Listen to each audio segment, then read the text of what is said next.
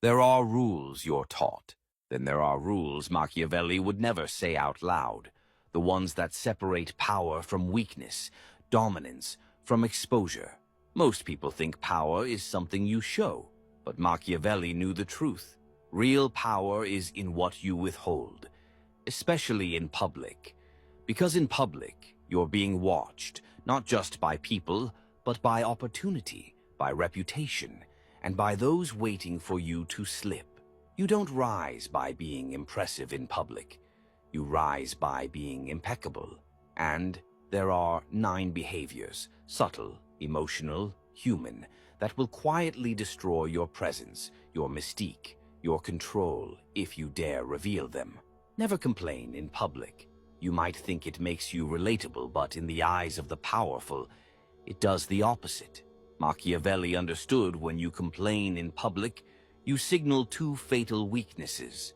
You don't have control and you expect sympathy. Both are poison.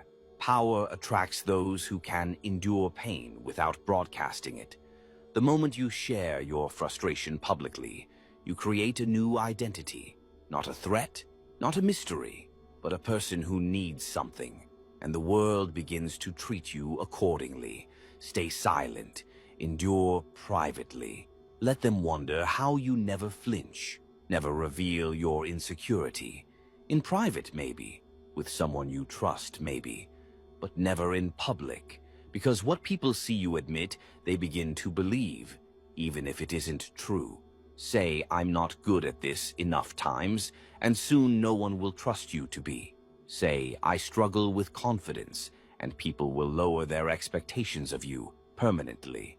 Machiavelli knew appearances shape truth, and nothing kills authority faster than volunteering weakness. So even when you're unsure, hold your frame. Let your internal uncertainty be invisible behind perfect posture. That's what unnerves them. Not what you say, but what you refuse to reveal. Never boast about your plans. You've seen them, people in public, talking loudly about their next big thing.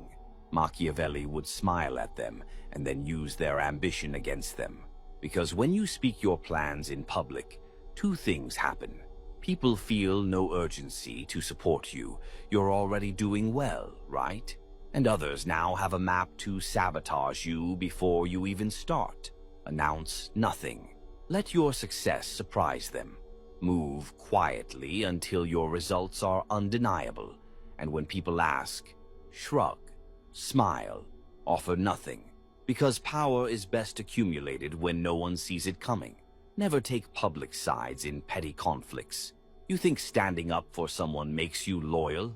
In private, yes. In public, it makes you predictable. Machiavelli warned rulers, never become involved in the quarrels of others unless you stand to gain from the outcome. When you jump into a dispute, you gain an enemy without necessity. You create alliances based on emotion, not strategy. And most dangerously, you reveal your values before you have power to enforce them. Let others expose themselves. Let them fight. You observe. You remember. You position. Public neutrality is not cowardice. It's the preservation of future dominance. Never show hunger for attention. There is no greater stench in public than desperation. Whether it's laughter you force, validation you chase, or approval you seek, once people sense you need it, they own you. Machiavelli believed that the more you need others, the less they value you, especially when the need is psychological. When you walk into a room and try to be liked, you become replaceable. But when you enter with composure, calm, and disinterest, you create a presence they can't define. And what they can't define, they can't dismiss. Want influence? Want power? Then be the one who doesn't need the room. Let them come to you. Never break under pressure, even slightly. Public moments of stress, arguments, disagreements, accusations, these are tests, and most people fail, not because they explode, but because they leak. Their voice tightens, their expression flinches, their stance weakens. The audience picks up on this instantly, even subconsciously. And in that moment, your myth cracks. Machiavelli would never show pressure. He'd absorb it like armor absorbs arrows. Even when boiling inside, you maintain stillness outside. Not robotic, controlled. Because once people see that nothing ruffles you, you become a psychological landmark, a figure they adjust themselves around. Never publicly over-explain yourself. This is the sin of those who feel they must justify every move. You say something controversial, you get a reaction, you panic. You go on a rant, clarifying, softening, defending, and in that moment you lose the frame. Now the crowd owns your narrative. You're reacting to them. You're explaining your existence on their terms. Machiavelli never explained, he redirected. Instead of softening, he'd make people question their own reaction. If they demanded an explanation, he'd respond, "Perhaps you misunderstood me," or "Perhaps you understood me perfectly." Either way, he remained in control of the meaning. So the next time you feel the urge to explain yourself, don't. Let your silence make them question themselves. Never reveal bitterness toward rejection. Someone ignores you, doesn't include you, chooses someone else. You feel that flicker of pain, and maybe you want to show it. But public bitterness is self-sabotage, because it screams, "I noticed, I care, and now I'm weakened by it." And Machiavelli would call that emotional suicide.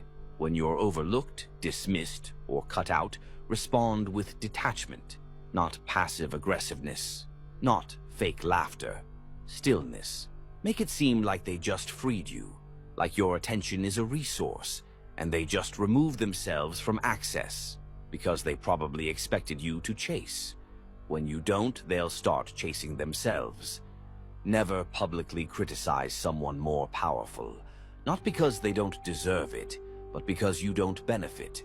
Calling out someone above you only makes two things happen.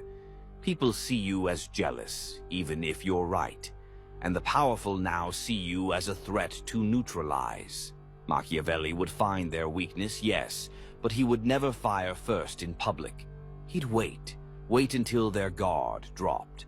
Wait until it made more sense to elevate them just before letting them fall.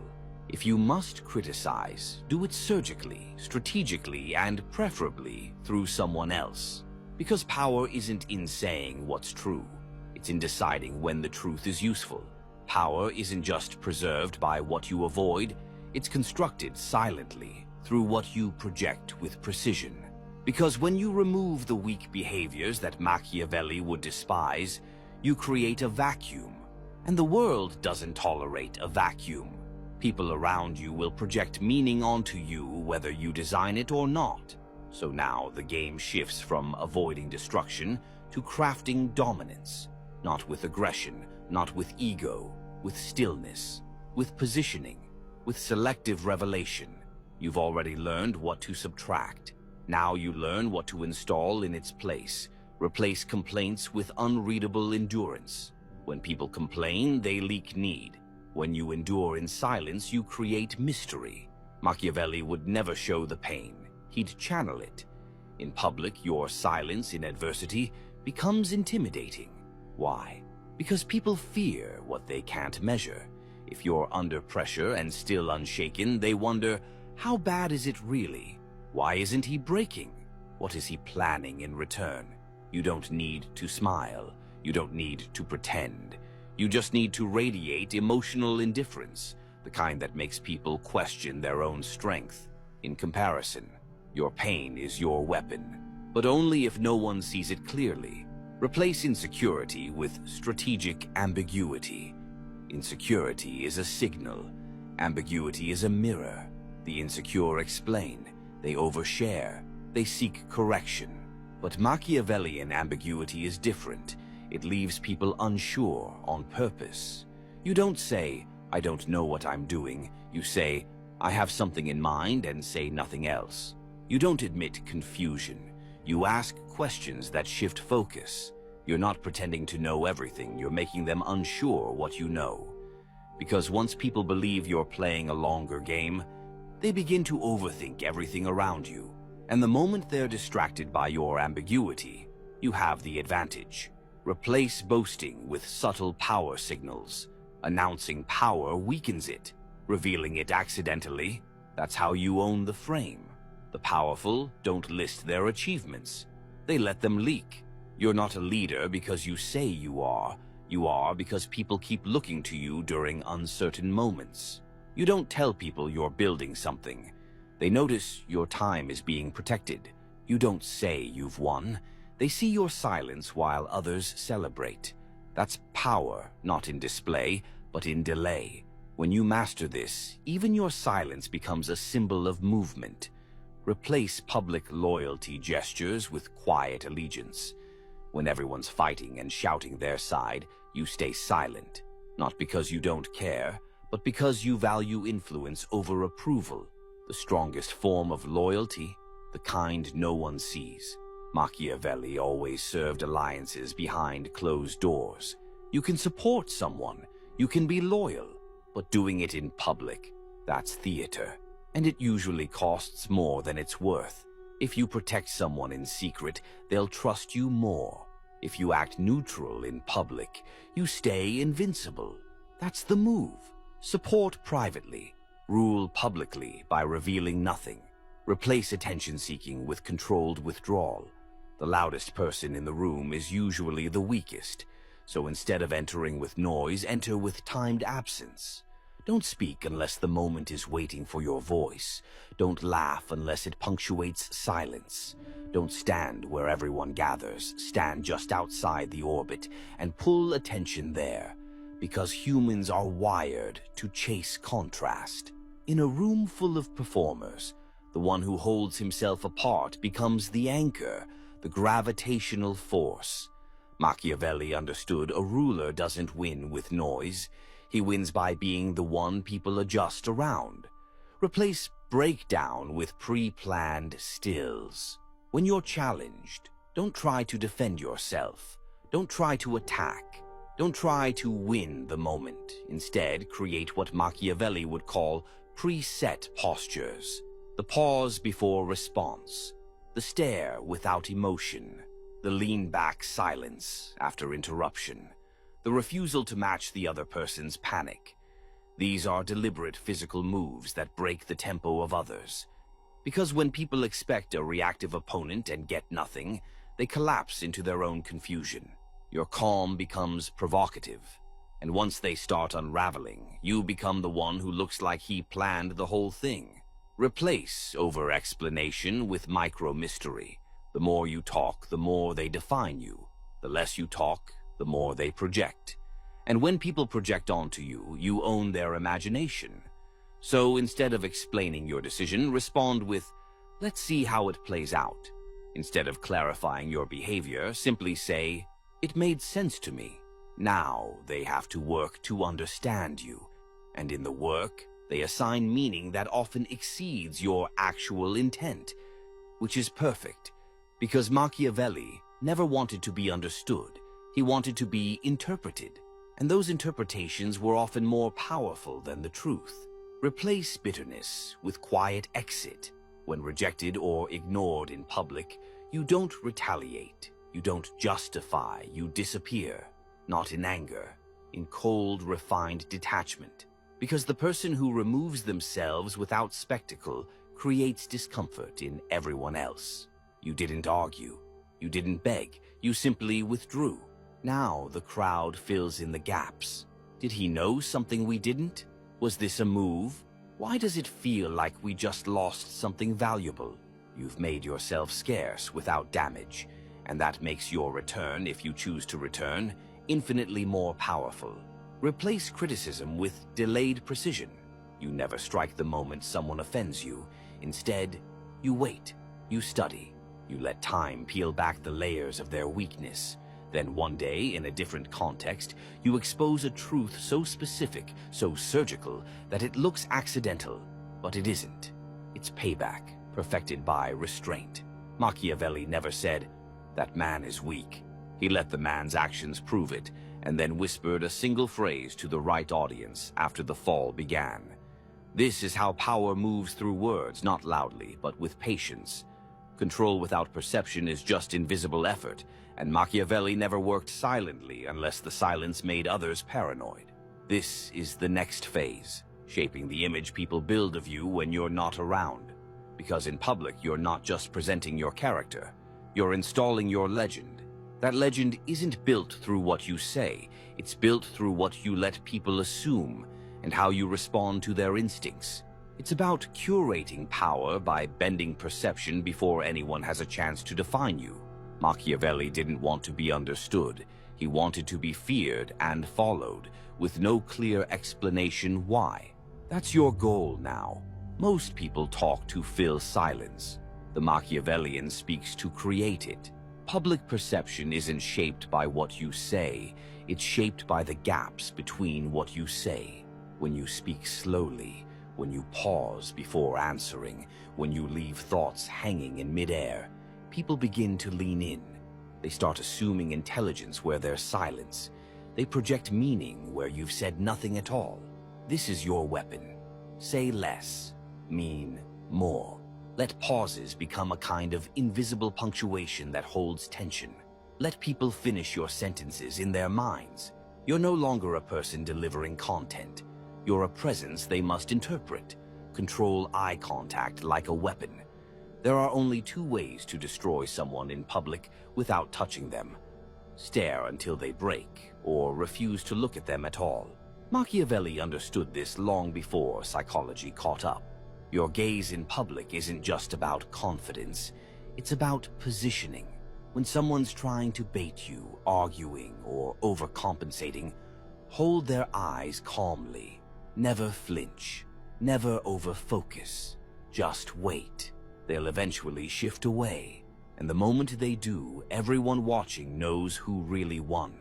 And if someone beneath you tries to provoke you, ignore their presence entirely. Not with arrogance, with cold detachment. That silence, that refusal to even engage visually, it turns them into nothing, and the crowd sees it. Now they know your social ranking without a word spoken. Respond to provocation with calm redirection. The most dominant people in the room aren't the ones who win arguments. They're the ones who never appear to even join them. When someone tries to corner you with criticism or sarcasm in public, you don't defend. You don't escalate. You pivot. You smile faintly. You redirect the topic so elegantly, it makes the aggressor look childish. And the room notices. They see you didn't need to win the moment. You simply walked past it. That's presence. And once people understand that you can't be baited, they stop trying. They adjust to your tempo. Now you control not just perception, you control the entire emotional temperature of any space you enter. Build a myth around your absence. The strongest moments of public power come when you're not even present. Because if you craft your image carefully enough, people begin to speak about you when you leave. You say very little, you reveal even less, but you move in a way that creates curiosity, and curiosity breeds narrative. They start asking, what's he up to now? Did you see how calm he stayed when...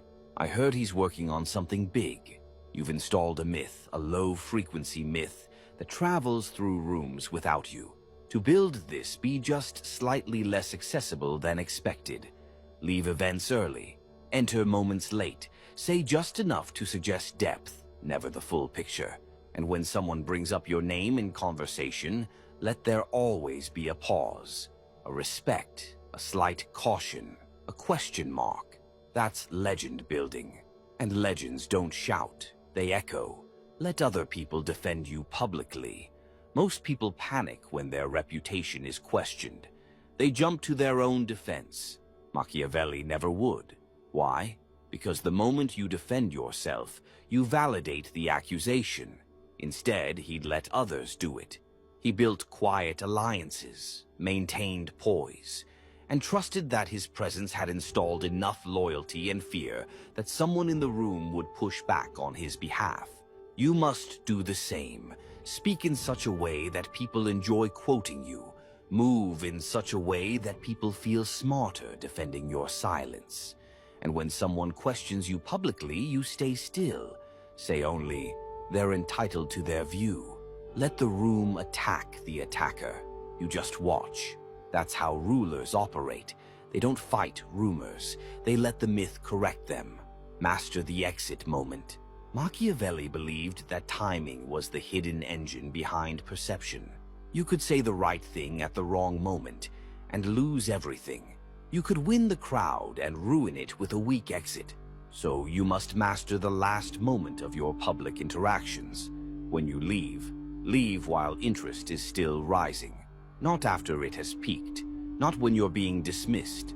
Leave with attention still in your hands. Walk away mid-conversation with a reason that sounds logical but leaves them curious. I've got to handle something. Let's finish this another time. That's a good place to pause for now. You'll understand soon enough. Not smug, just precisely timed. And then, when you're gone, they talk. Not about what you said, but about why you left when you did. Now you're no longer a participant. You're the figure they recall when the room is empty. Machiavelli didn't just teach tactics. He taught atmosphere. Your goal isn't to impress people in public. Your goal is to disturb their certainty, ignite their imagination, and create a presence they can't quite explain, but never forget. But presence alone is defensive. Power begins when you use it. And Machiavelli didn't simply want to be respected. He wanted to move through the world like a loaded weapon, not always fired, but always noticed. This is where most people stop. They gain self-control and believe that's enough. But Machiavelli knew restraint is only half the art. Precision is the other. So now you don't just walk into a room with presence, you begin to destabilize the room without moving a muscle. Use silence as a trap, not a shield. There's a silence that protects, and there's a silence that pulls people into mistakes. In public, use your quiet not just to protect yourself, but to bait others. When someone tries to provoke you, respond with a pause. Don't give them your words. Give them your stare. Give them your stillness. Give them nothing. They'll start over-explaining. They'll escalate. They'll talk too much, trying to fill the vacuum you've created. And in that moment, the room watches them unravel, while you remain perfectly still. Machiavelli would use silence as a test. Let them reveal what kind of person they are in response to your restraint. The foolish rush to fill silence. The powerful let it swallow the unprepared. Redirect questions into questions. When people try to corner you, trap you, or gain insight into your mind publicly, never answer directly. Redirect. If someone asks, "Why did you do that?" Don't explain. Ask, "Why does that interest you?" If they ask, "What are you planning next?" say, "Wouldn't it be smarter if I didn't say?" Now the crowd shifts attention. They stop looking for truth in your words and start looking for meaning in your intention. You've just flipped the power dynamic, because when you answer, they own the pace. But when you make them explain themselves, you own the moment. Use micro-movements to create psychological discomfort. In public spaces, most people try to impress. They use big gestures, loud voices, fast movements. Machiavellian strategy uses micro-signals instead. A single glance that lingers too long. A smirk when someone else is trying to prove something. A slow, deliberate sip of your drink after someone finishes a passionate rant. These actions are deliberate minimalism. They say, "I'm not reacting because I already understand this moment better than you." It's dominance without volume. It's threat without words. These moves create unexplained discomfort, and that's where your power lives. When they can't understand you, they start adjusting themselves. Publicly praise the powerful, with precision. Never criticize someone with more power in public. You already know this. But what Machiavelli would do instead is offer public praise strategically in ways that double as protection. You don't flatter randomly. You identify someone powerful and say something sharp, simple, and undeniable about their strength. His timing is always perfect. She doesn't need to say much. You can feel it. You always know when he's entered the room even before you see him. Why do this? Because the powerful remember who protects their image, and in doing this you become a ghost ally, someone who gains cover without showing submission. You're now included in their shield, while still keeping your own weapon drawn. Never reveal who you're truly watching. In public, always act like your focus is casual, but in truth, always be watching. Who's seeking attention the hardest? Who's subtly trying to compete with you? Who's pretending to not notice you, but is mirroring your posture? Machiavelli would scan the room without ever letting the room know it was being scanned. Because your power in public isn't just in commanding attention, it's in gathering data without being noticed. The person who watches everyone is dangerous. The person who watches quietly is unstoppable.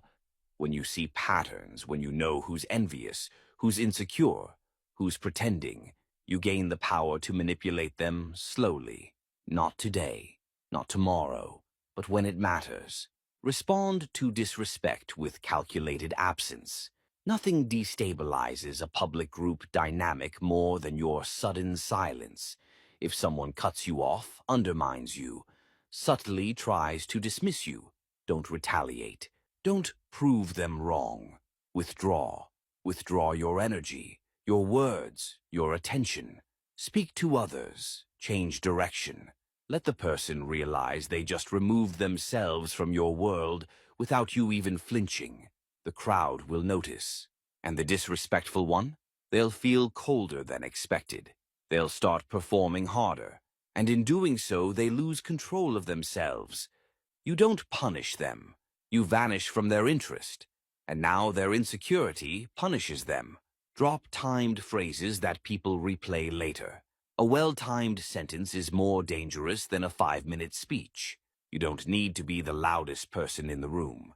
You need to drop one sentence that everyone replays in their mind after you leave. Machiavelli used to say, "Everyone sees what you appear to be. Few experience what you really are." You want to echo that principle with your own words. Things like, "You'll understand later." Sometimes silence is louder than shouting. Power doesn't respond, it observes. You say it calmly, in passing, without emphasis, and it stays with them. They can't explain why, but they replay it. That's how you create psychological follow-through. Your presence extends beyond your voice. Your voice becomes ritual. Let public spaces turn you into a living riddle. Most people walk into a room hoping to be seen. You walk in and become a contradiction. Warm eyes, cold voice, silent posture, deadly presence, engaging in one moment, withdrawn the next. Always polite, never predictable. This dissonance makes people pay attention, because their brain can't settle on who you are. And in that space, that confusion, you become unforgettable. You're not just a person. You're a force they're trying to label but can't. That's what Machiavelli would construct. Not a man who's powerful, but a man who distorts clarity wherever he stands.